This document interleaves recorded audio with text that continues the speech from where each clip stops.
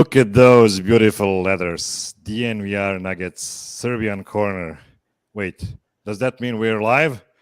Oh, Shims, where are my notes? Okay, here they are, no panic. Okay, so I have a problem every time because we have those letters in the video version and the audio version have the music while it's there. So I cannot sing. I would love to sing, but it would be over the music. So sorry about that. Okay, hello everybody and welcome to the show in which two Serbians talk about the Nuggets for a full hour every week for some reason. Welcome to the Serbian Corner. My name is Miroslav. I like long walks on the beach, and I'm both a dog person and a cat person, as long as neither is at my home. Calling from Pančevo in a Brazil football t-shirt, which is pretty oblivious since the FIFA World Cup starts in 2 weeks and Serbia is facing Brazil in the group stage. And I'm joined, as always, by Voja Medic, calling from Nebraska, a state that is famous for its thriving music scene, vast prairies, spacious farmlands, and unique attractions.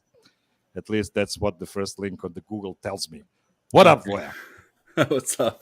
Can't believe you're wearing a Brazil shirt. Like you're starting off the Serbian Corner with the Brazil shirt. Everyone's going to leave. All the Serbians are done.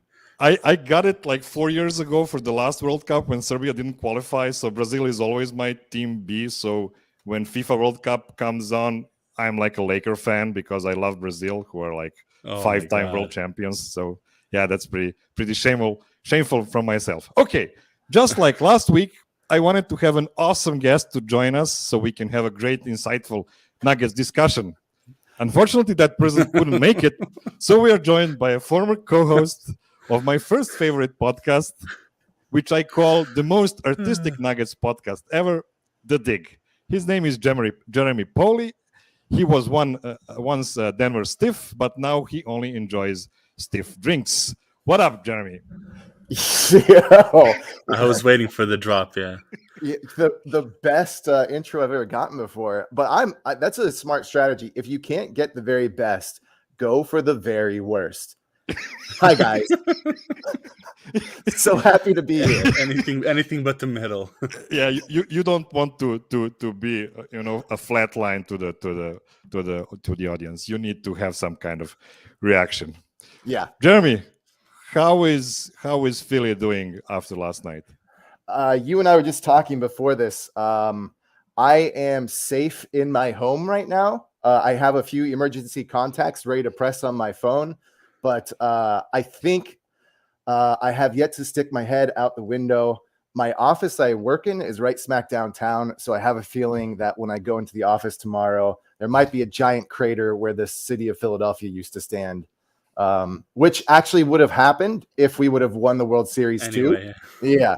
So I've been worried about actually rooting for the Phillies to win because it's kind of like rooting for your own city to be destroyed. So I've kind of tried to like play it down a little bit. Like, yeah, let's go. Kind of. Yeah, but luckily 76ers are so awesome, so they'll pick them up, right? Right, exactly. Yeah. That's going really, really, really, really, really, really well.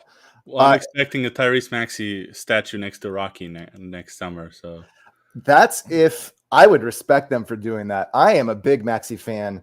I don't think 76ers fans have the ability to truly appreciate a player like that. So do you guys actually, I'm curious, is there a team, I don't know whether we want to restrict it to the former Yugoslavia or just kind of all that area of Europe. Is there like a team that's known for having the most emotional bipolar fans in the area? It's us. Yeah. I mean, pretty anything in Balkans, probably, right? Any team. Yeah, add Greeks to that for sure. Yeah. Turks as well. So mostly like all of them, yeah. Southern European countries, really. Okay. All right.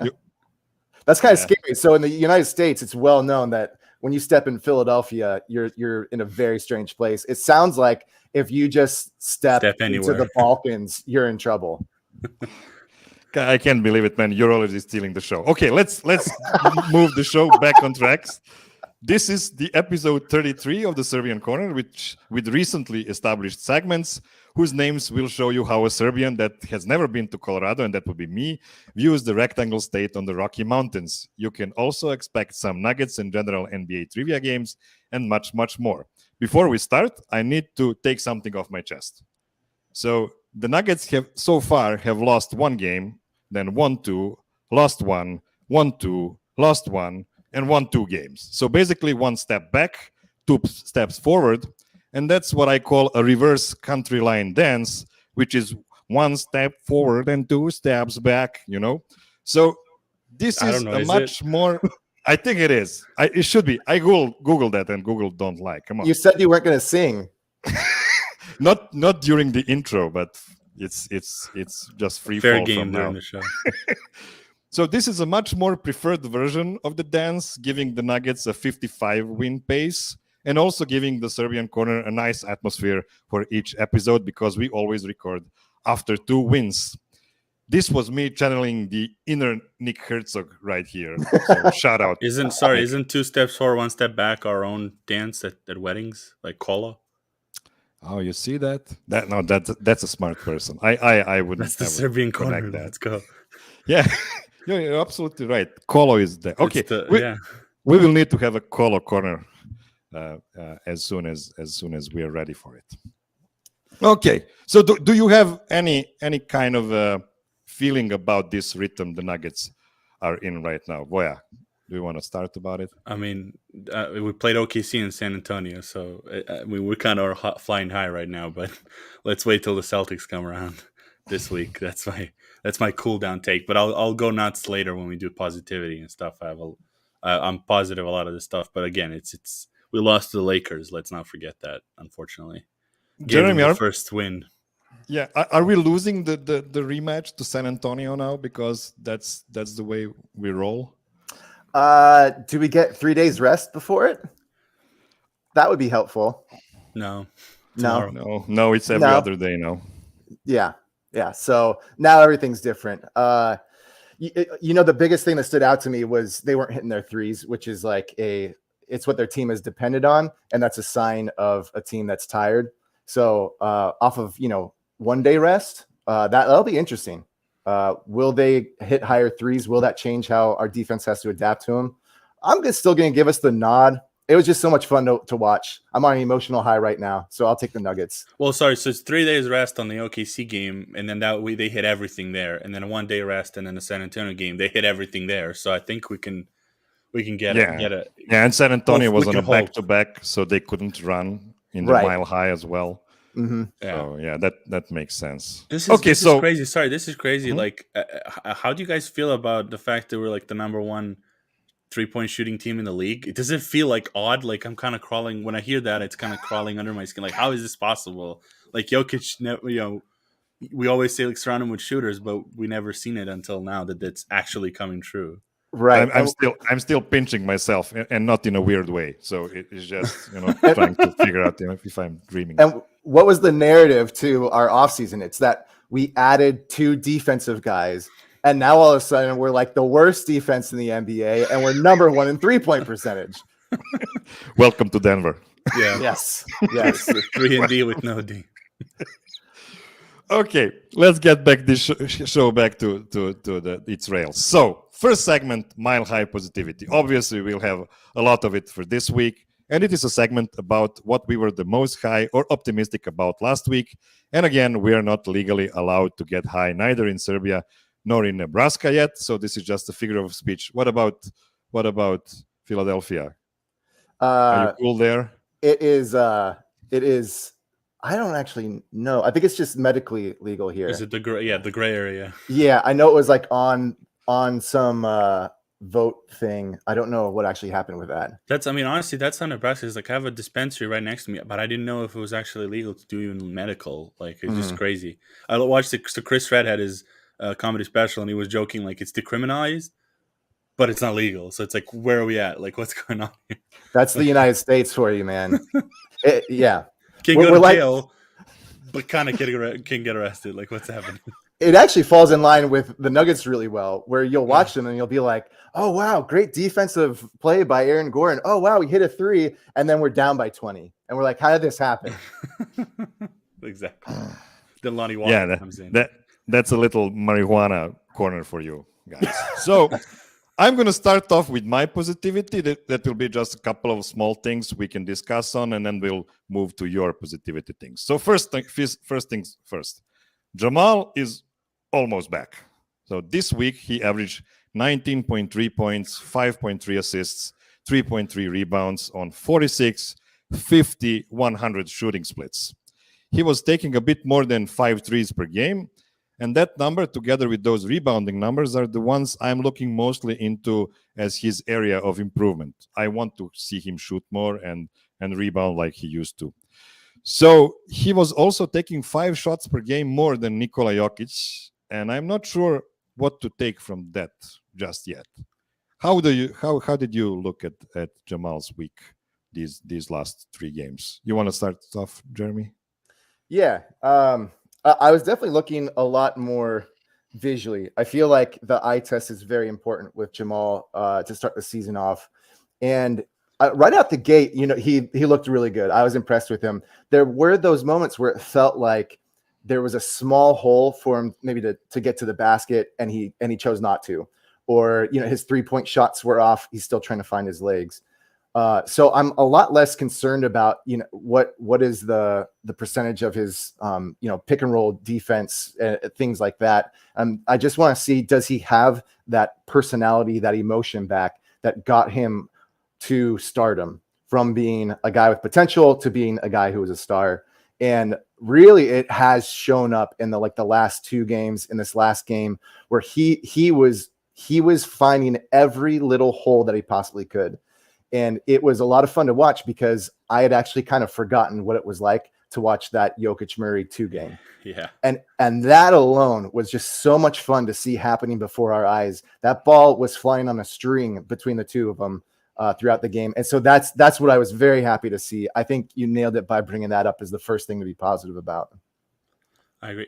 My what you said, 5 shots per game. Like right now, it looks like Jokic is. We'll see like how it like progresses. But as of this moment, Jokic looks like a mad genius. That he said 20 games Jamal's gonna suck, and how it looks like. And I was kind of pissed off like these first 3 games, like how he's just like quote unquote passive. He just looks like he forced him back. Like he helped him break his mental barrier, especially in that OKC game when he basically was just like, okay, I'm going to have some, Jokic did some takeover mode, but like they were down after like being up for 17. And Jamal is like, okay, I don't want to lose this. So he just forgot that he had a mental barrier. Like that reverse dunk that he did I was like, whoa, like, is he going to, like he was like twisting, falling down, just like in the air, twisting and then landing. Like that's for knees. Like that's the worst thing you can do. I'm like, if they were up by 15, he's not doing that. Like he's like, okay, we're up 15. I don't want to risk this. But because he just let it go and did what he did. It was just, okay, now it looks like what you guys said, like, it looks like he's back, and it's only like 9 games. And we expected him to be 20, and even you got to give also credit to a little bit to Malone for letting them, only way through is through. Like they could have like, hey, okay, we're not doing that well, we're losing to these Lakers teams, whatever. Let's have Bruce Brown in the starting lineup, have you come off the bench, and then we'll see how it goes.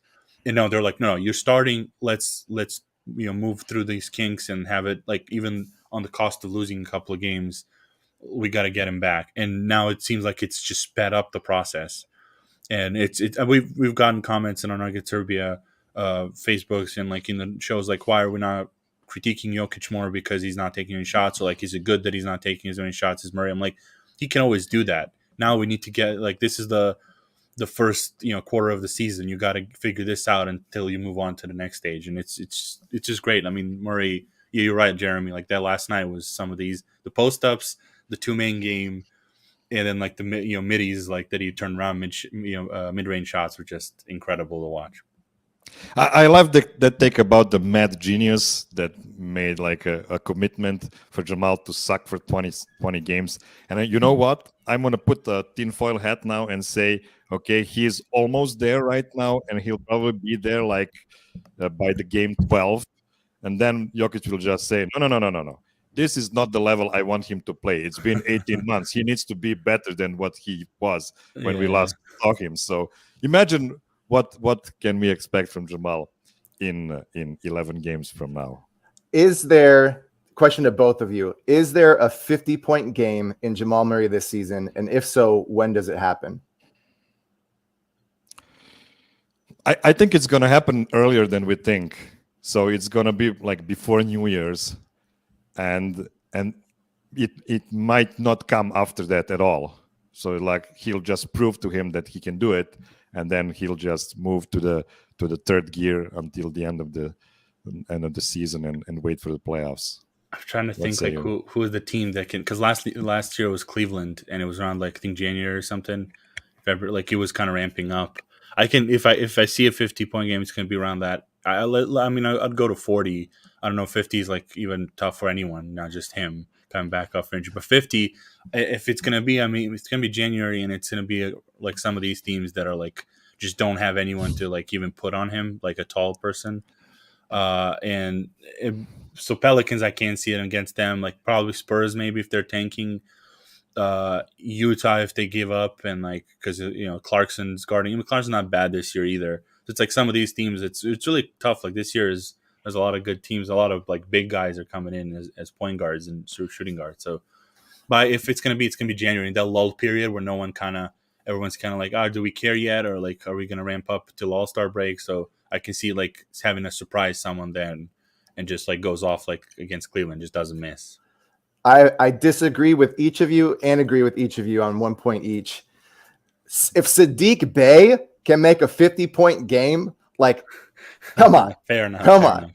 That means that anybody who disagrees with Jamal having a 50-point game this season, I have to disagree with. Jamal can do it.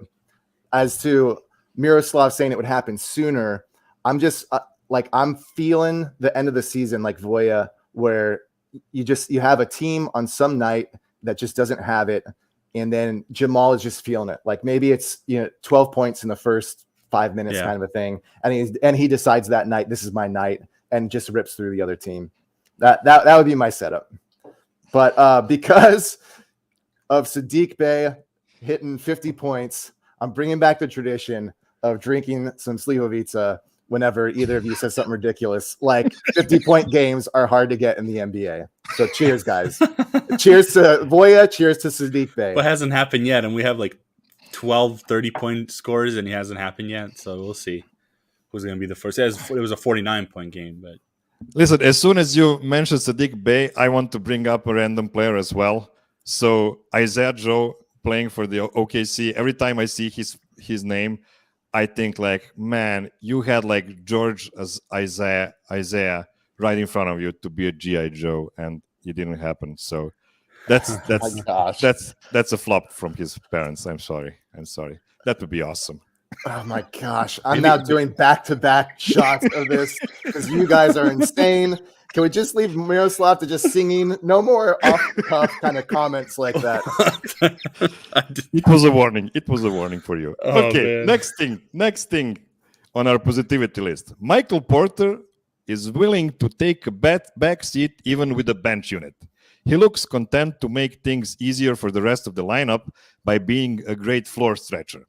He only averaged 14.3 points per game last week on pitiful 41% from deep, but he added 8 rebounds per game and was a plus 15 in the plus minus column. By far the best on the team. How did Michael's week look to you guys? I mean, you can see him being in the flow of game no matter who is he sharing the floor with. Who wants to start? Jeremy, you start. You're the one that was always skeptical of him. Yeah. I mean, it's great to see. We'll see how things go on. Maybe this is the one season that we get of that, and then after he kind of proves himself, you start seeing an attitude show. But that's so pointless to even kind of hypothesize about. what I'll say is, yeah, I'm very happy with where he's at right now. There's some upside too in like that lineup last night. For a while, they went with Brown over him, and that looked good. But for different reasons. And I think they actually wound up being like a -10 on it. Not that you can really trust that stat, but one thing I will say, if I can give him one thing to work on, it's that we've all learned that man can make a shot from any angle. It's insane. He can be on his head and throw it up and make a basket. And we've all, I think, kind of learned to accept that at this point. If there's one player on the team who can throw up a ball like between his legs, we'd say, all right, Michael, you can do it. But the one thing he can work on is stop doing it from like 20 feet out. Take one step back and make it a 3-pointer if you're going to throw up a crazy shot. There's too many times I see him one step in front of the line, or I guess, in front of the line, and he makes it, and we could have gotten an extra point out of it. That's the funny thing is because he has just literally, he doesn't, I don't know if you guys think, like, I don't think he has unlimited range. I think he's like around the 3-point line range right now. Because like I've seen like those like bones shots that I don't think he has right now the mechanics in his legs to like pull that off that high of a percentage, which is like that's like whatever, like who cares? Mm-hmm. He's the clay of this team. I agree. I mean, if he makes it, I don't care where he shoots it from. And usually, like a lot of those mid rangers are like either coming off of handoffs, so it's like the Gary Harris stuff. You got to get used to like where you're coming off and getting the ball off the handoff, and if it's one step inside or outside. And I think a lot of teams will start running him off the 3-point line. But the fact is, he's so good. Like, I don't care if he makes like four mid rangers in a row. If the defense will give him that, fine, give him that. Better that than like trying to shoot like a 30-footer back from the 3-point line. But it's I mean, I said in the beginning of the season, I kind of like negated my own promise that I was going to wear the Showtime shirt until he sucks, but like because I can't do it every weekend, I can't be in the same shirt every weekend because I didn't expect him to be this good, this fast off the injuries, and it's just impressive. I mean, he's playing so many minutes. He's getting the trust of Malone, and this is for the first time I didn't feel against OKC that he was benched. It was just okay. We can score, but like we kind of have to stop him for a couple of possessions. Let's have Bruce Brown in the game. Because just the high disadvantages and advantages of OKC was like, okay, Michael Porter is not fitting in this moment, but doesn't mean that he didn't play and contribute to the whole team. And as much as it looked like for the whole of his career that he wants to be the guy, like he never, like every time he would say it, he was just, I want to be part of a team and win. And he's proving it each day. And then like that, you talked about the bench unit too. Like he was playing with Bones, and Bones takes some, would take the front seat, but then MPJ's just there, and Jeremy said like we have to get used to it. At this point I think we are to just whatever he shoots, like it's fine. Like I don't have I used to have that like step back that he would take for no reason and shoot a 3, and you're like, why are you doing this? The triple shot. I was like, fine, do it. Like it's just you're making everything. Like who cares? Like every other shot, like it's okay. We missed one. Next time, whatever he shoots, he's gonna make. Like it's just that's the rule at this point. 3 out of 6 or whatever he had. At one point, I was looking at the stats. That's like an average night for him now. Not in like he's gonna be like 0 of 6 and then 6 of 6. Like no, that's basically like his minimum is like 3 of 6, and then he's gonna go off from there most of the nights.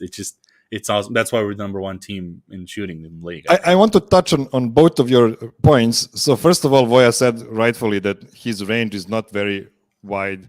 He's not shooting threes from far away from the 3-point line. And I think that's because he really knows what his percentages are, and he wants to keep them in a historically high clip. Yeah. But on the other hand, imagine if he would just expand it for like 6 more feet.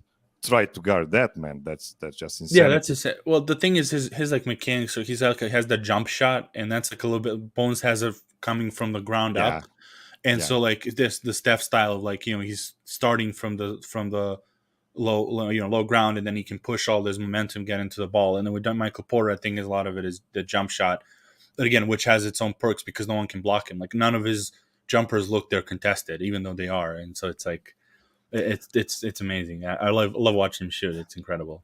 But also sorry, Jeremy, but also what you said about him taking one step back to make it a 3 instead of a 2, that would increase his true shooting for like 20%. That's comparing to what he's already shooting, and he's like 62% true shooting this season, insane. which is pretty good.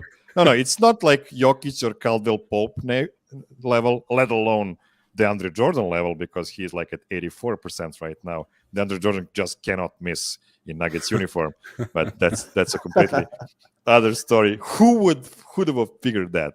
I mean, Yeah. I just DJ want to is say, really good. yeah. Oh gosh, I was really hoping we wouldn't get into DJ because you can kind of say some good things about him right now. I refuse. Michael, I just want to say Michael Porter Jr. shooting a 3-point shot from the 3-point line. That guy being that tall is the same thing as Steph Curry shooting from the logo. So, like, I don't need MPJ being 6 feet back from the line, just as unguardable from one point to the other. Take the higher percentage, man. Exactly. I agree. It's because he doesn't, he's tall enough. That's fair. One last positivity from me for this week, and that's the Jokic-less Jamal and Michael Porter lineup that we saw against the Thunder. Malone's hand was forced with the absence of both Bones and Ish, so he had to put Jamal with that Porter-led bench unit. I wouldn't say it was the best non-Jokic minutes ever, but I like the possibility of those minutes being so dynamic. It would also give us some Bones, Brown, Jeff, Jokic minutes, which I believe would be awesome to close the first quarters with. So I think we already spoke about this. I just want as much firepower. I don't call those bench minutes. I just call them non-Jokic minutes. So let's make all of the non-Jokic minutes as good as they can be. And let's give Jokic like 4 bench guys and play on a 48 win space with those as well. So what do you think it's feasible to see more minutes of Porter and Jamal when everybody's healthy? I've never heard anything more beautiful out of your mouth. Like, I just want you to keep talking. That was gorgeous. I believe in everything you just said. I'm willing to vote for whatever you're going for. I'm with you, man. Yeah, I think that's a great point. And also not only from a I don't know how to put it. Not only from the results basis that you get good results out of that lineup, but also just to have Jamal and MPJ start to form their own kind of 2-man game. That has a lot of potential to it that if Jokic is in, will never, ever be able to actually kind of truly develop on its own. So from a stance of it is actually kind of working right now, yes, let's do it. And also from the stance of let's build up this connection between Jamal and MPJ, another reason to do it. You're right. I want to like piggyback on the 2-man game for them. That's why it's so tragic that he had so many injuries and he couldn't get these basic things in the start with the starting lineup up to speed until now, so you can improve in other stuff. I'm just like picturing, because I've watched like a lot of Cavs this year, and it was like Mitchell and Kevin Love against the Celtics one of the games, and just pick and pop, and Love couldn't miss when he had like that 29-point game. And I'm just picturing like, what if Michael Porter was at the stage where he can implement like him as a screener, and like he screens for Jamal, and then you have options to, because he's 6'10", he can roll and finish, has a soft touch that can finish. And then Pop just, imagine him just off a second of space, gets the ball on 3-point line, boom, boom. Like, that's the stuff like I wish we were. That's why I think we're robbed of from all these years of injuries. But I hope like they are healthy enough and good enough or together enough for a couple of years to get some of those things in. Because we've seen like Bruce Brown immediately like figured it out with Jokic, and he's just that kind of player. But I really like when you said that 2-man game with them. I'm like, oh, it could be incredible. And we know Jamal is a good screener, like him handing off balls to MPJ and screening for him, and Michael Porter just rising off of that advantage. It would be beautiful, just something different than regular like Jokic basketball, which is awesome for like winning the title. But like just in the 82 game season, like I want to kind of get some diversity in the basketball. It's one of those things where it's like playoff game 7, 1 minute left, and they come out with a play that is Jamal to MPJ, has nothing to do with Jokic. and they pull it off, and you're so happy about it. And the only reason they could have done it to such high efficiency is because of all of the work that they put into it, as you said, in that 82 game season. Absolutely. Yeah. Remember like last year, I think they pulled off first time because Gordon was there for just a short amount of time. They pulled off I don't know if it was like a big game. Like, I think it was even like a fourth quarter of a game. First time, like, okay, Gordon is going to screen for Jokic. Jokic, ball handler, pick and roll, and Gordon just dunks it. And everyone's like, what just happened? Like, did they just do this? Like, Jokic is the ball handler. And then, that kind of stuff you're talking about, just throw something out there like, wow, we didn't expect this. This is awesome. Okay, before we move to your positivities of the week, we will take a short break. And we're back. Welcome back to the Serbian Corner. This was a break for the audio version. Yeah. So, Voja, what was your highest note for this week? I'll have a short one, and it's from last night. The Bones Highland is, let's forget the sixth man of the year, whatever. Like, I don't even care about that stuff for words. That he's the type of player that can make Denver a real home field advantage because of his energy and quickness and that second unit when they come in and he and Brown just like run people off the court basically with their quickness and just completely own that. Basically the first half to the point where like, okay, we're lost, like we can't do this. Like first his energy with the crowd getting him all pumped up, and then just the quickness. Yesterday they were just overwhelmed, like and I think it showed that like they were just tired from a back-to-back going to Denver. And so far, because they've always been slow-paced teams, the Nuggets are, and even when Monte was there, like as much as I love him, like he's the floor general, methodical point guard. And with Bones, you can just go and be like, hey, just go. Like you and Brown, just start running. MPJ's there, keep shooting. Like who cares? Get him off. Like what Kenneth Faried was talking about when he was with DNVR as a guest. Like just do that. Like, hey, we're gonna run him off the court. We have this mile high thing. They're going to get tired. As soon as we notice that, just keep the pace. And it's awesome. And then I also, like, for him, I heard after the game, he said, the Jokic thing, like the assist makes two people happy, which is like awesome to hear from him, as we consider him as like big gun off the bench as in scoring, but the fact that he likes assisting that much. And you could see it last night when he was dishing to DeAndre Jordan a couple of times, just like he dishes the ball, DeAndre Jordan dunks or scores, and he just high fives people, gets him up and going. Like I think like he's the guy that if he has got to stay healthy and keep up with this, like he can be the home field advantage weapon that actually uses the mile high to Denver's advantage. Very good. What say you, Jeremy? Are we sure that basketball is all about the starters and the bench and the coaching staff? Or is it also about the incredible camera crew that the Denver Nuggets have, who are smart enough to pan over to Bones Highland when he's on the bench after the Nuggets score a basket and get that man's reaction? That happens. That's damn, yeah. Look for it. You're going to see it everywhere now. It happens multiple times in a game. I think it's on their list of priorities to do. Oh, when yeah. they sit down in their little chair and they turn their camera on, is they just remember to swish over to Bones. They might have you're right. They might have a single camera on him, and director just goes camera Bones. Yes, exactly. Camera number Bones. No, I will say I'm going to give a shout out to Bruce Brown and his 45% 3-point shot right now. Last year, he had a huge jump in his 3-point percentage, and we were kind of thinking to 40, yeah. Yeah, we were like, we're not sure if that's going to be real or not, but even if he's around 37%, something more in the middle, we're happy with that. And here he is doing it, taking it a step even further. The thing I have to say is, in the history of the NBA, there's never been a 45% 3-point shooter who also shot 50% from the free throw line.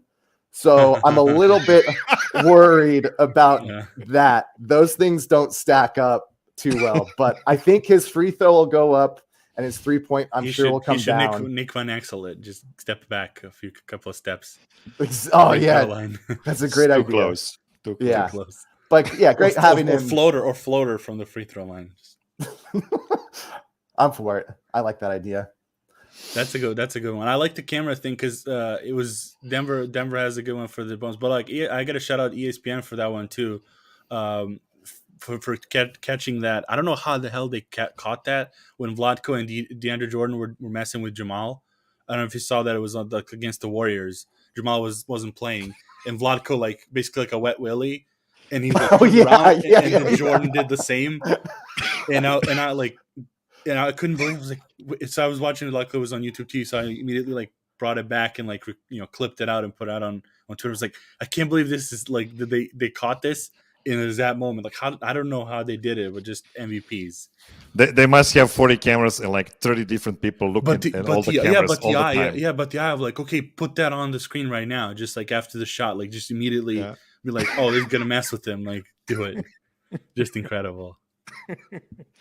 Beautiful, beautiful. Okay, now it's time for meeting a mountain lion at the front porch, which is a segment where we speak about what scared us or made us the most pessimistic about. And not a lot of things outside of that Lakers game, to be honest. So I get it. LA nightlife is undefeated. There's a great Italian restaurant some 20 minutes drive from the Crypto.com arena called Dan Tana's, which is owned by Dan Tana, a.k.a. Dobrivoje Tanasijevic, born in Belgrade. And I'm pretty sure they have some good vino there. And I'm sure Coach Pop coached Nikola about those at some point. All kidding aside, I have a controversial question for this week.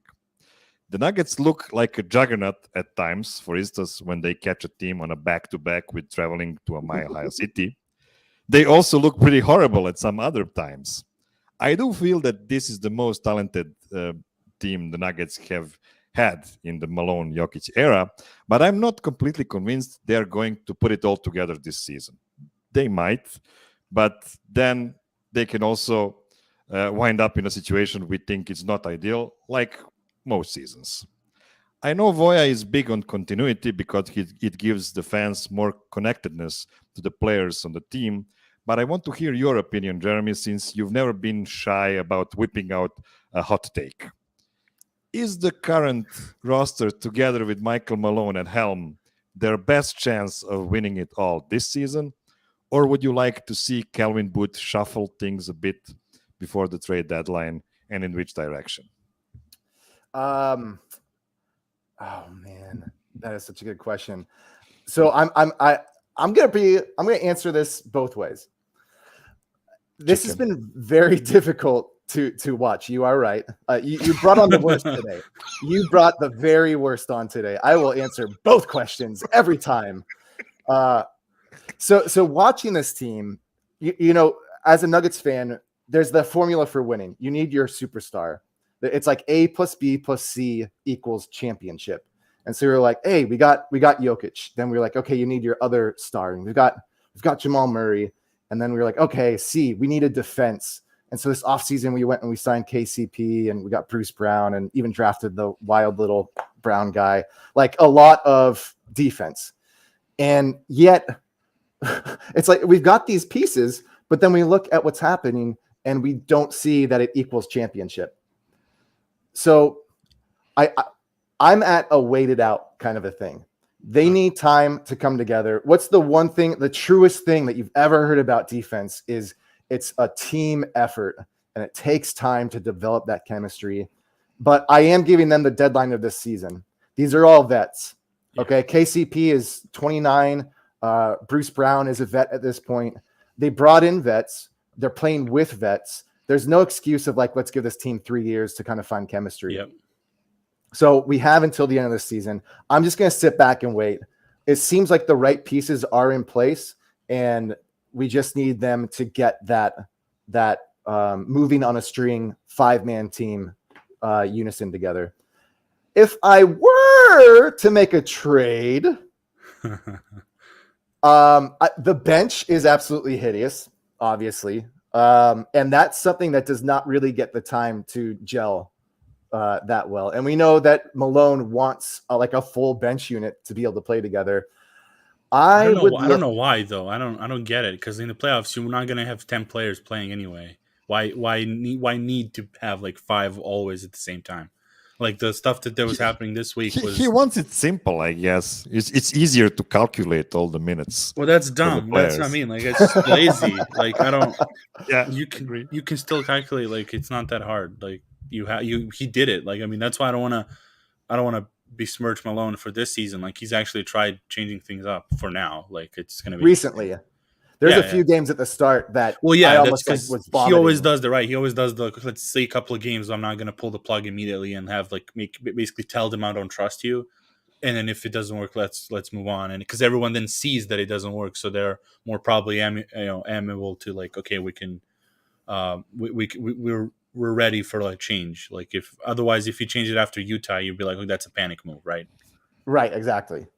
So what would you trade? What was your the trade would be, and back to the DJ thing of he's actually not playing that bad, but I would love to see Kyle Anderson on this team. Oh my God.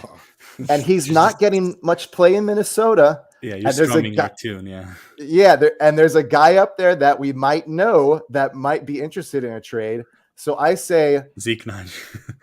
Yeah, that's it. like he was drafted by Big Timmy Time. Let's give him back to Big Timmy Time for Kyle Anderson and whatever we kind of need to make that work out. Like throw in, I think they need some point guard support. Like throw in Ish. Throw in. I'd even throw in Gillespie if it made that trade happen. Obviously, DJ could go. You know what? Yeah, you know what the problem is with them, because Kyle Anderson started yesterday and they won, and it was really good. And now and then now they might realize like the Gobert is probably for the bench. Yeah, that was me with Robert Williams for the longest time.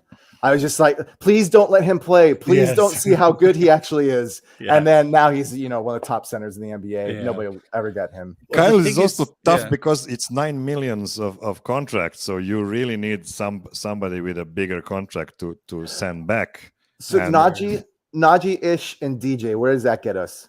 It's probably halfway. Not more than six. Not more than six, I guess.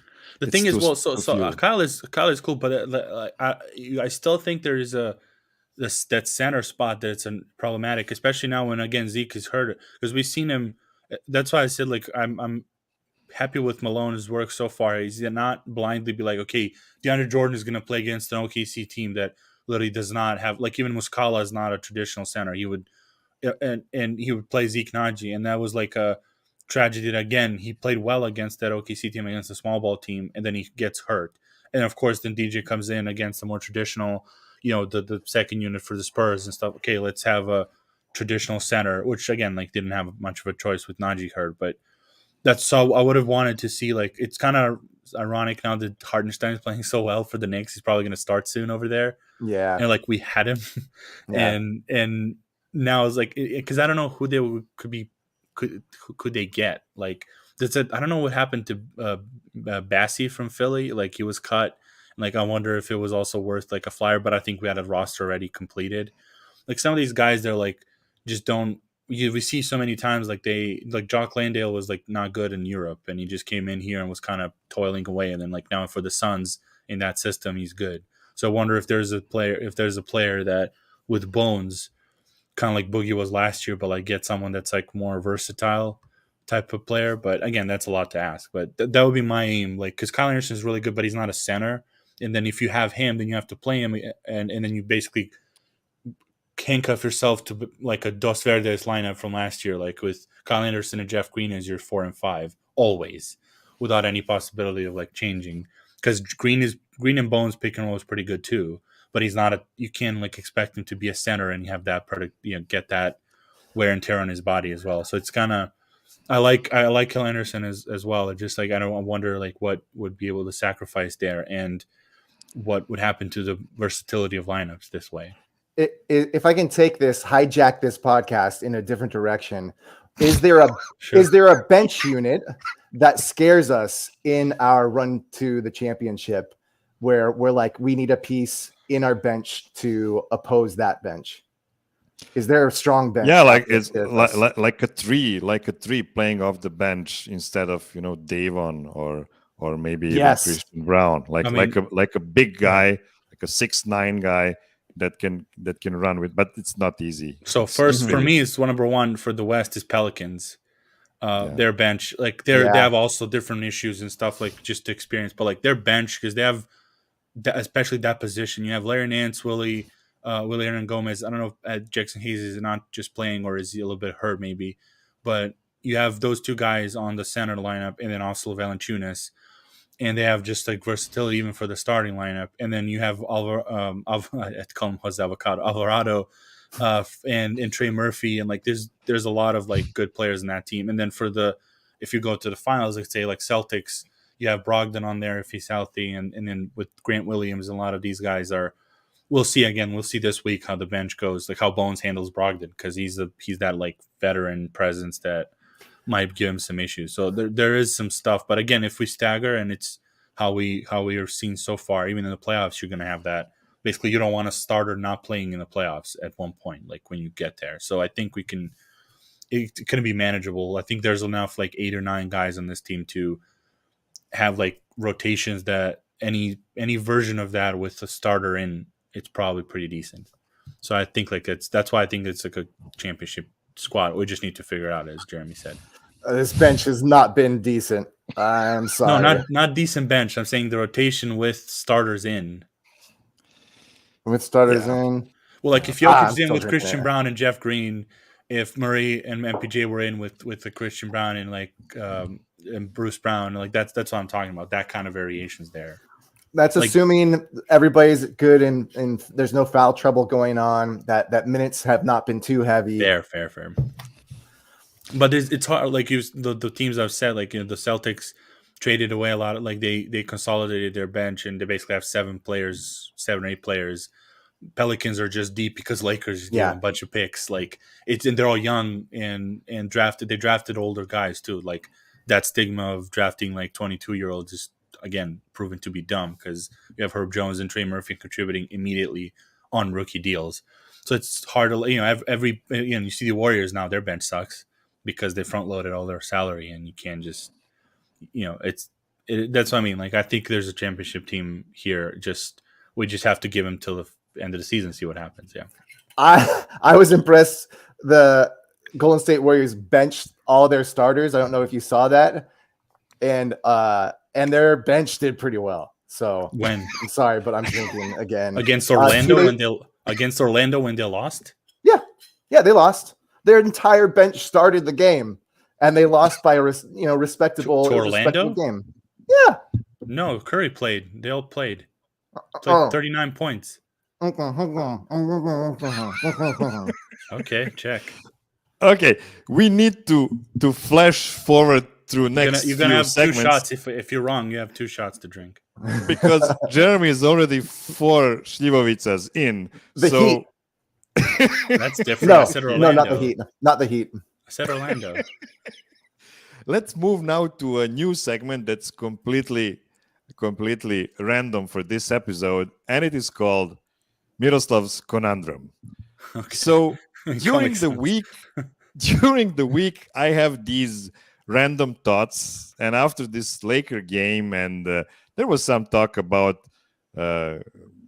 Russell Westbrook playing better than he used to before, and right now he actually has better shooting numbers than LeBron James, which is notable because I don't know how much people realize how bad LeBron has been this season so far. So usually when I'm driving on some less popular Serbian roads to avoid traffic, I had this thought: what would be the circumstances, acceptable terms for trading for or signing Russell Westbrook? And I will give you a couple of different options from completely insane to some less insane ideas. So let's start with something completely crazy. And I'm glad Jeremy is on 4 Slivovicas already because it will be easier this way. First thing, trading MPJ and KCP for us. So I have to explain. We need to make a package of $44 million to be able to trade for us. So what is happening here? This is one of the possible. So stop me when you see the terms that could be acceptable for you. I'm guessing you're not happy with these terms. No, I want anybody. Let me stop you. Don't drink at every term. Just at the end, if you. Anybody listening live right now, please go to Craigslist and hire somebody to bring an entire bottle of Slivovica and pour it down my throat, into my eyes, in my ears. What is that? What are you doing? Like I got mad at a TV commentator from Serbia in one of his early podcasts. Now he's like they have a big podcast on YouTube. What he said basically last year that the Nuggets should trade Murray for Russell Westbrook. And I couldn't believe what I was hearing. And like because Murray is selfish and he wants to like be the number one on the team and all that stuff. Like, what are we? No. Like, okay, get to the second one. I can't. MPJ and KCP, no. Okay, hard no from both of you. Okay, second, signing him on a minimum after the buyout and promising him a starter role next to Jamal. No. What? No, that's not even close. This is people. We're slowly getting to more sane takes. So no, I'm just giving you the options. Okay. The wall number 3 at the end of my room is somehow moving back farther and farther and farther. My reality is falling apart all around me. But please continue. Number 3, signing him on a minimum after a buyout and promising him a backup role next to Bones. Okay, now you're right. We're starting to get to reality here. You start, Voja. No, get out of here. I don't want a non-shooter now on this best shooting team in the league. Like, no. And it's not like he needs what the ball. we want. He needs the ball. If our best bench player was a center, sure. But next to Bones, like, what's that gonna do? Right. But it's not what we want. It's what is acceptable. I feel like those are two different things. Okay, fair. This was announced. This is more sane. Let's go 4 and 5. See what I'm trying to adopt Russ. Come on, guys. He needs a home. Okay. Let's go to number 4. Number 4. Signing him on a minimum after a buyout and promising him a third string role instead of Ish Smith. Sure. No. Let me stop. Okay. I know your listeners haven't heard The Dig, the old show that I used to host with Nick Herzog, but I know that you have. And he was the most talked about player on our podcast that was not a Nugget. That's why he's doing this. This is so much pain to me to see any sort of connection to Russell Westbrook. He would not be allowed to be in charge of our uniforms. Just looking at the clothes that he wears, I would not let him on our uniform staff, let alone our roster. All right, but continue. I think this is a win because Voja said it's fine. It's fine, whatever. I only had one more take. Apparently, he likes Jokic. Like he and Jokic like each other. I don't know. Yeah. So the next one is signing him for free to help Partizan or Red Star compete in the EuroLeague. Get out of here. This is less acceptable than the 4. Voja, would Russ make either of those teams better? I mean, they can. Like, yes, like he could be fine in Europe. Like, Partizan already has like 121 offensive rating in EuroLeague. So what do you Russ is still like, again, we're joke about him and stuff. Let's not go that far. Like to say that he wouldn't be good in Europe. Like he'd be good in Europe. Like I obviously have to see it. Obviously we have to see it. We won't know, but like he would contribute like to any team that he would contribute. Like even the Bones in Westbrook thing could work. It's just I don't want to see it, and so it's like nobody does avocado. Sure, I have one acceptable term for trading or signing Russell Westbrook. Trade Russell Westbrook for Nikola Jokic and a gun with one bullet in it. And that is the only way that I will ever accept. Because at that point, if we have Russell Westbrook, I'm done. I'm out. Give him Jokic, give him Murray, give him everybody. Because that's what's going to take to match his contract anyway. Yeah. I am done. Go Philly. Finally free. Yeah. Finally free of this pain. The people's champ. I'm for Embiid, the people's champ. Yep. Okay. Now we have another short, insane game. I have to say, I'm trying to rush through it fast because I don't want to speak to Jeremy for 90 minutes. So it's too much for me. I'm sorry. But there's a whole different story Miroslav and I have the longest conversations you will ever hear. Yeah. He's trying to be cool right now. Yeah, I am. So I want to squeeze a couple of listener questions at the end, but before that, we need to go. Sorry, let me put this back to the trivia. Yeah, Okay, trivia let's do game it. for tonight and for today, actually. So today we have a super simple game. I will give you a name, and you will tell me if this person is an NBA two-way contract player, an 80s WWF wrestling star, and since we started with country music at the start of this show, or a country music singer. So each of these names will possibly be one of these three categories. So because Jeremy is a guest, he will have his first try. Question number 1. Mark William Calloway. Oh my goodness, that sounds like a country singer. Yeah, I was gonna say too. Calloway. I haven't seen this as a roster. Oh, I'm gonna go with a country singer. Okay, Voja, you can try as well because there are 3 choices.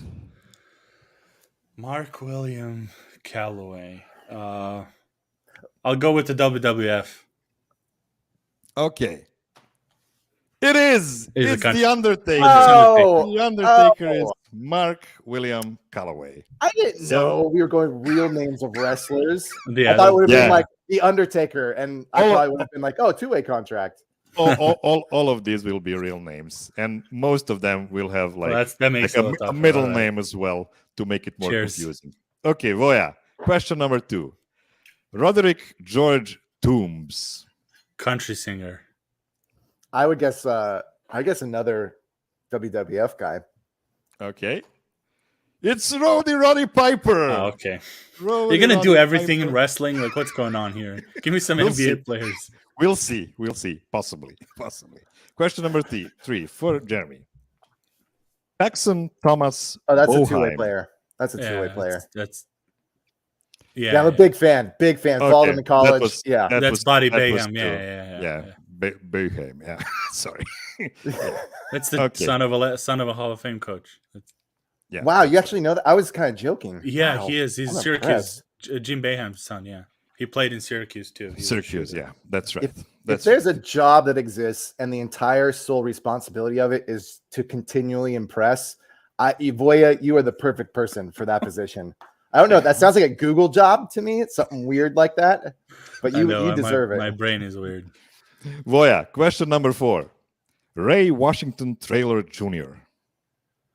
Oh, Trailer. It's familiar, but no, I don't know. Let's a country singer. This is familiar to me too. Trailer makes him sound like a WWF guy to me. I'm gonna go WWF. Yes, Big Boss Man. Big Boss Man, a big star from the time when I was watching. It's not fair. That's what I was watching too. They all have like similar damn names like country singers in WM. There's going to be a curveball. I bet you this guy, just from the looks of him, was also a country singer. Yeah. Listen, guys, Undertaker picture was like could have been a country singer like album Tractor Trailer. I've spent like 16 hours on this to make it more difficult, so you have to understand that. Okay, question number 5 for Jeremy. William Michael Morgan. English name, Irish. Is that English name? English name. Not a basketball player. Sort of got at least like 3. Yeah, the 3 thing like is making it weird. Yeah, I'm gonna go country singer. Well, I'll go two-way then. Two-way. No, it's a country singer. I'm guessing he has a cowboy hat and a guitar, so I'm guessing he is a country singer. There's several WWF wrestlers who looked just like that, by the way. By the way, this guy ends up smashed against somebody's head. Yep. I think this guy is pretty famous, so yeah. Next one. Question number 6 for Voja. Samuel Timothy Smith. Oof, let's do two-way. That's a super like Christian name. So I'm gonna go with country singer. Oh, that's a good one. Yeah, it's Tim McGraw, famous singer. Tim McGraw. That's a good one. The Christian thing is like that's yeah. Samuel Timothy's 2 books of the Bible in one name. Question number 7 for Jeremy. Jason Aldean Stop Williams. right there. Aldean Williams? This is a two-way contract, my friend. Okay. Well, It's to country. country. Okay. Yes, it is country. No! It's Jason Aldean. I don't know. Try to help me with this pronunciation. I have no idea. Yeah. Jason Aldean. Aldean. Yeah. Aldean. Yeah. Yeah. Also a very famous guy. I don't know. Are you guys counting? No. No. You've had too many rakias for us to legally count anything. Oh, I anymore. can't wait to hang out with you. in Question person. number I 7. love the comment. The Bible bell hit. Bible bell hit. Jeremy. Okay. Jeffrey Doughton Jr.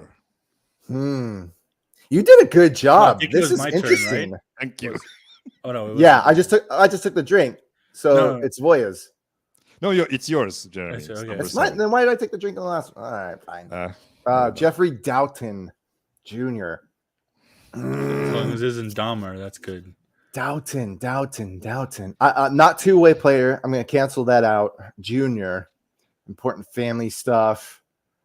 Hard childhood. I'm going to say WWF. Oh my god, that's what a move to like get to. I'll go two-way player. It is two-way player playing for Toronto Raptors. Jeff Doughton without the junior.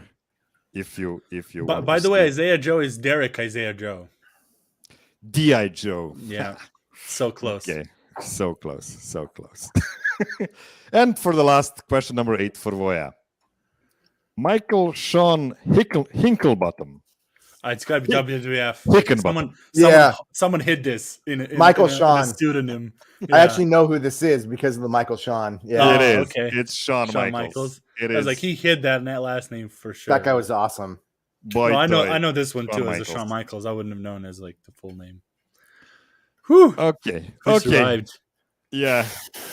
Sorry for this. This was insane. Okay. And I want to try. Could have to put a give Colin you- Gillespie in there for like in Jack White for there. Just to, Oh, That's man. too easy. Couple of listener questions, really fast, but because they're both good. So, Joshua, the MVP, asks: Is this in this new NBA and with the Nuggets' ridiculous team 3-point percentage? Is it possible that this iteration can just ridiculously outscore teams to make a deep playoff run, even if their defense does not drastically improve? Or will they just get torched? Voya, start on this. so far, the evidence says there has to have a defense. They have to have a defense to win. So I'll go with the numbers so far, but nothing would surprise me in this year. So, but I'll say no. The defense has to be better. I agree. No. There's that stat out there. I hear it on ESPN podcasts all the time of like the past 20 years, only like one team has made it that's outside of the top 10 defense that's won a championship.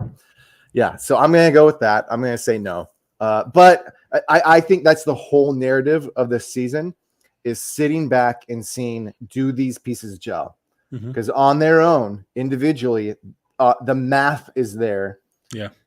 Do they gel? And that's 100% on the defensive side. Well, I mean, that's like 80% on the defensive side. Yeah. So great question, but no, just absolutely not unless they gel. Yes. Second question from Soul Edge. With player option for the 23-24 season, what are the chances and how does Denver retain Bruce Brown services? If Bones improve, okay, let's start with this one. I just want to just pay the man. Yeah, pay the man. I don't know if they will be able to, because the only thing they can give him for next season when he rejects this player option, because there's no way he's keeping that, they can give him like the taxpayers. Oh no, actually, what they already give him plus 20%. That's the most they can give for one season, and let's try to stretch it to 4 seasons. Maybe like 4 seasons, 28 million. That's probably the most, 29 million, the most they can give him, and I'm not sure that will be enough. And that saddens me. That sucks. Yeah, hugely, because there's no other mechanism. I hope that because he already took a discount to come here to play with Jokic, that he'll be like, fine, give me 20% more and let's go. Like, especially if they win. Yeah, You're making me happy, Voya. You're making me happy. I but agree. this could be like proving season because nobody knew how good he is. They knew. while he I was think playing everyone there. knew. I think he just took the discount because people wanted him, just probably not in a good situation. Like they probably would have given him more than 10 million because everyone was like, I don't think anyone coming out of Brooklyn when he left was like, oh, that's who cares, Bruce Brown. Everyone was like, oh, that's a big loss. The equation that we're looking at is the contract price of Bruce Brown versus the roster salary. And what that means is we're looking at the Bruce Brown side of things, but if we look at the roster salary side of things, is there the potential for that to change? So that would be, he brought up MPJ. That would be, we talked about earlier, by the end of the season, does MPJ make it clear? Do they get a championship? And he was scoring, 24 points a game in the last, 7 games. Does he make it clear that he wants to be a number 2 in a system? And we're like, okay, we need to move on from him, or we need to move on from this person or that person or that person. What I would say, this is like a psychologist version to Soul Edge, is if you really like Bruce Brown and you're very curious to see if he can stay on our team, wait. Let's see what this team looks like at the end of the season. If right now you're just throwing around numbers, then I would say no. Then I would say no right now. But if you really like this guy and you're like, I really want him on our team, just give 5 months to develop between what he does and what our roster does. And that equation will look a lot different 5 months from now than it does right now. Agree. Okay, and second question from Soul Edge. If Bones' improvement trajectory continues, there may come a time to choose between Michael Porter Jr. and Bones from financial standpoint. It's depressing. I don't want to talk about this. Get away. Listen, okay, No. yes, No, I get pay this. the man. Pay him all. Okay, We first don't of have all, a facility. We don't It's have a 2 facility years. they can pay It's them. 2 years away. First of all, that's the first thing. It's not NBA 2K. You cannot play 2 seasons in 2 hours. So it's gonna be a long time. Yeah. I'm gonna be 44 by the time that oh fuck, I'll be 45 by the time that season ends. So basically, don't worry about it first. And secondly, yeah, you'll have to choose between them because there's no way you Well, can the have salary cap increased by max. then, so they might Yeah, not but- have to. I don't know. If Bones, it depends obviously how about, but like if it's like the Jordan Poole situation, like they can keep everyone based on. We'll see what will happen to Draymond for next season. But that's what I mean. But no, like Gordon is the dream. Like they have. Like before then, like they had 3 players on a max, and then like a decent contract all around. So like we'll see. It's a long time away. I don't want to be depressed about Jamal choosing will right come now. up around them. The problem with that would be Jamal's contract would be That too, impending at that point in time. Dude, let's just win a couple before then, and then we can worry. That's right. Peacefully about it. I'm gonna drink one to this question. I liked your last question. I hate this question. MPJ and Bones Highland? How is this a question that we're asking on the most professional podcast in the history of NBA podcasts? MPJ, are you kidding me? And I'm the MPJ. I don't know what you're outraged about, like choosing MPJ over Bones or like choosing Bones over MPJ. Like I'm not sure. Really? Oh, you're gonna make double shot coming up. Double shot. Voya, I completely. I know you don't like MPJ, but that much, man. Holy shit. I withdraw my recommendation for Google to hire you because obviously you don't have what it takes. What? MPJ, 10 out of 10. He's a 6'10", like 40. Oh, okay. That's shooter. Okay. I agree there. I thought you were Bones like scoffing at the. Okay, fair. I know what you mean. Well, I still have a double shot. Because you were always skeptical. You were always skeptical about MPJ, so I thought like you were just like scoffing at keeping him. I'm like, that's weird. That's interesting. Oh, dang it! Now I have 2 shots because I misinterpreted. Misinterpretation ends up to bad places. Yeah. If that can that be the name of this podcast episode? Yeah. That misinterpretation gets you into bad places. Okay, I'm not asking anything, Jeremy, anymore because I'm not counting his Rocky shots anymore. So Voja, as a big basketball and movie buff, what did you think about the DNVR Nuggets feature called 100 Invisible Threads? And what would you like to see in part 2 possibly next year? There's a part 2. Okay. No, there's not, but who knows? If there is. Okay. It's I liked it a lot. It's a good intro for American audiences to get a lot of this history in like because it's a huge history. So like even what Adam was talking about to us too is like it's an hour. Like you have to do it in an hour. It's hard, but it was really like good checkpoints of like, hey, this is what you need to know to get more involved in Serbia and then see how it is over there and kind of get the feel of the country. So I like that a lot. Would part 2 would just be like getting deeper into these specific. I told him it was like should have been like a series of 10 episodes for like Netflix into like every one like a specific era of history. Like that would be a fun thing to have because you know they have a Redeem Team documentary. Who cares? Like let's have some actual like interesting stuff in documentaries, not like LeBron parades already and stuff in D-Wades and all that. Let me say as the American here to take a minute of seriousness from the first time that Miroslav showed up on what was back then the oh my gosh, what was the blog that I used to belong to? Denver Stiffs. Got a lot of Rockies in you. Hammered. I'm over 2 shots. Let's just say for all the math people counting.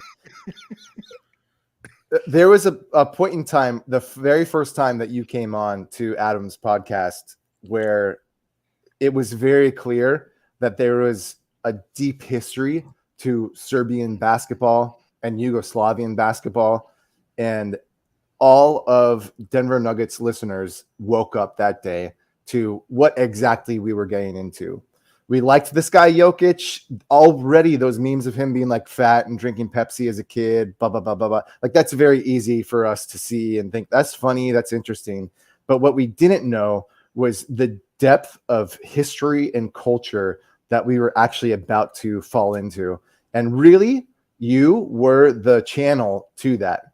And so that's like, let me take the moment to thank you for that. Not only do we appreciate the history of Serbia, but you have been a great kind of I don't want to use the word gatekeeper channel to what that is. So that what Adam did there is only on a mountain that you already built, and like any Serbian who gets the chance to come to Denver, please do. There's a newfound respect for this city in the middle of the U.S. as to the history of Serbia and their culture. And you've played a role in that. So thank you. Yep. Agreed. Oh, thank you, man. And your check is in your mailbox. So yeah, it worked out fine. Do you want to plug anything, Jeremy? Maybe some crypto related podcast I've seen you on lately?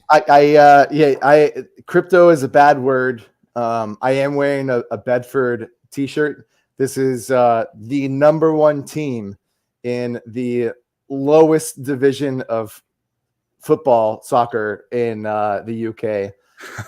It was just funny. So yeah, you know, you're Manchester City, Manchester United, Liverpool, all of that is in tier 1. This is a tier 10 team, but nice. They've dedicated themselves. They're on a Bitcoin standard, and so they're all of their investment money is based off of Bitcoin.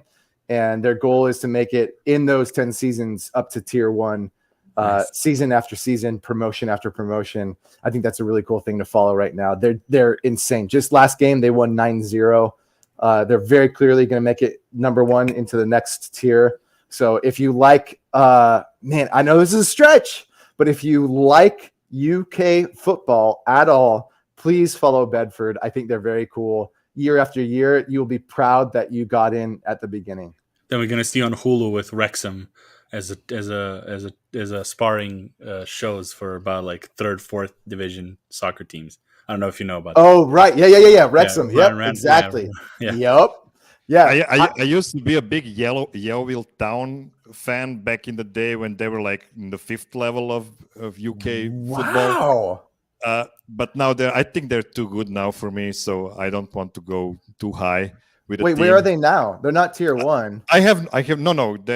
I don't know. They might be tier 4 or 3. I'm not sure. I haven't been following them for like last 5 years or something like that. So you're wearing a Brazil shirt, yeah. So we all know that you're all over the place. People from Serbia do. I mean, they're like Premier League, so it was a good plug. I see the Mitro's on fire already, like in the All caps in the comments.